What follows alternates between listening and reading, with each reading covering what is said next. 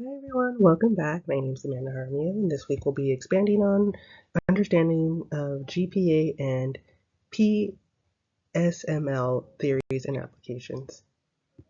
So some concepts and theories from other classes for the GPA is going to be Mary Parker Fowlett's Integrative Leadership, and number two, McGregor's Theory Y and Theory X. For PSML, I thought of Weber bureaucracy model, and of course, equity theory. All right, so let's dive into it. Applying GPA theories. Well, first, we're going to talk about Mary Follett's integrative leadership, and her theory is very layered, and I think a lot of other theorists like Kurt and Lewin, they build off her theories because having that circular motion of collaboration and resolving issues, it makes you very self-aware as a leader, as an organization, because you're asking your individuals who you employ, what is our why? Are we hitting our mark? Where are we failing you as an employer?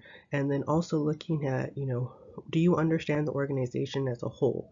And I think having that makes you very self-aware, makes you, aware of the problems that are happening in your organization because yes, it's easy to keep sailing forward, but if you're not addressing these problems in the boat, you're always going to keep stalling and keep having to go back and it's never going to keep moving forward. So I think in having that circular motion, you're keeping the boat moving, you're keeping it running. Essentially, I liked how someone once said in one of our videos in the past was she kind of understood it was like an engine. You just keep moving and how it's going in a circular motion in an engine where, fluids coming in, fluids going out, and it just keeps moving.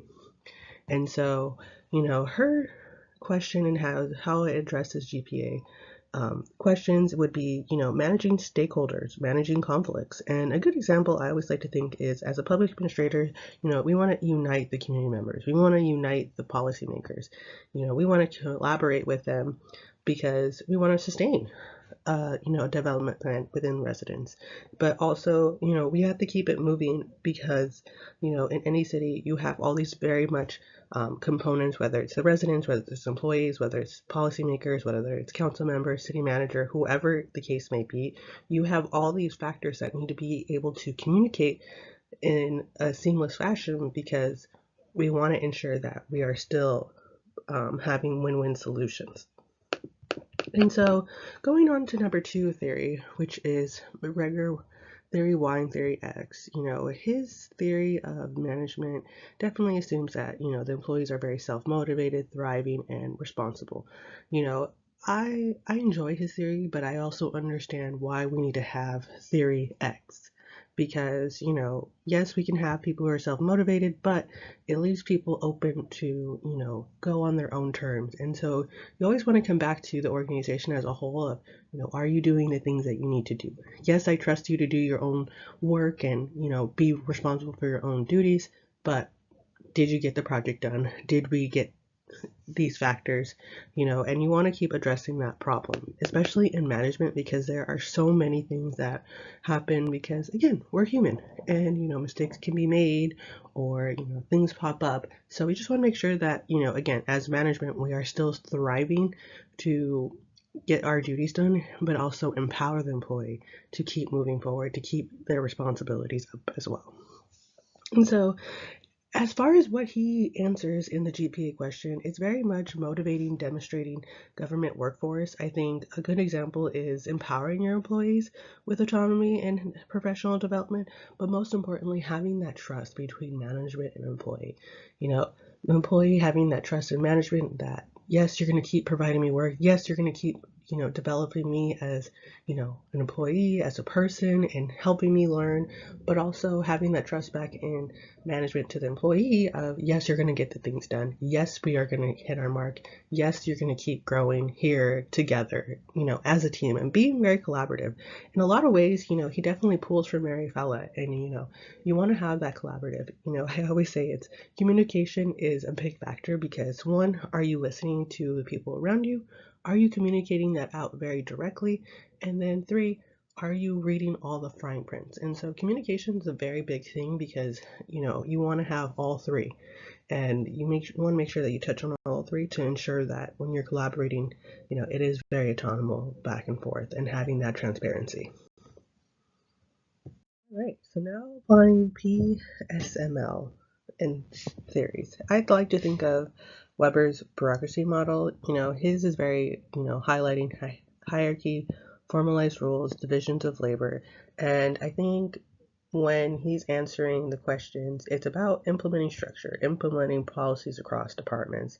And a good example I always like to give is safety departments because, when you have hierarchy, yes, you can have it already perfectly laid out, but in safety world or like in the transit departments, they have a lot of shift change. One part of the year you may be with this manager, but now you're with this manager. Well, I was with this guy for half the year, but now my eval's due and I'm with this new manager. How are they going to highlight, all the things that I did? And so when you're answering those types of questions, you want to make sure that the hierarchy is very much established, making sure formalized rules are very much established as well, because when it comes to these changes, you want to be able to ensure that you are implementing the structure policies across all departments. And I always come back to that example because, as an employee, if I had those changes, I would want to know who's going to do my eval. Do they understand what I've been working toward this whole time? They've only been with me a week, but this guy over here, I hope he does it because, he's not my manager no more, but I was with him 99% of the year. And so when you have those shift changes, this is where the bureaucracy model comes in place of you want to make sure that, we have formalized rules for our evaluations. We want to make sure that you understand the hierarchy of, yes, this is your new manager, but you also had this previous manager as well. And so understanding that hierarchy definitely will resolve a lot of conflicts, and ensure that new ones don't arise. And this brings me to number 2, equity theory. It focused on the fairness in the workplace and balancing inputs and outputs. And I really like this theory because it's very important as an organization of, understanding this theory, because when it comes to answering the question for PMLS, you want to address employees' grievances. And again, I can go back to my first example of people could grieve about not having their eval on time or it not being correct because, well, they're not distributing it in a timely fashion. They're not providing the full recognitions, understanding the scope of the job related. So again, you want to ensure that we have a balance and there is fairness and there are rules, formalized, because we want to ensure that we do right by the employee just as much as we want to make sure that they do right by the organization. And so equity theory is very much about trust. It's about being transparent, and you want to have those things because, again, it's a very layered theory when it comes to equity because, you want to make sure you're having that going back and forth in an organization no matter what. You'll see at the bottom of most organizations when you go to apply for a job, they have their EEO, which, stands for equal opportunity. And this comes back to the equity theory. And so it's very big, and you'll see this a lot, especially in public administration when it comes to this theory. Here are some resources that I use for my GPA, from the textbook and also from a couple other key articles that I like to use and videos. I definitely would recommend watching the Leadership in Public Administration on YouTube. That one was a really big one, especially because, it explained, what is involved in leadership and what are the inputs and outputs. Here for my PSML theory resources, this is what I used. I used my human resources book that we got in our human resources course that we took earlier in the year, as well as, some articles and videos, just trying to understand, again, you'll see a lot of HR because, that's where I pull a lot of my examples from, because you'll see a lot of that in public administration. And, I think it's very big and you need to highlight on those things, which is why I wanted to highlight on equity theory today. Thank you for listening to this week's video. So in conclusion, something that I want to highlight as we prepare for our oral exam is understanding the layering of these theories and how they kind of single back to another. And you want to make those types of small connections and understanding the meaning behind each thing. And I think when you have good examples, it's easy to go back and layer that, because you'll have that example and you're like, yes, it applies to this theory, but you know what? As a result of it, this now applies to this theory. And so I think you want to make sure that you have that layering build up. for your exam. But anyways, I hope everyone has a good week and happy Thanksgiving. Thank you.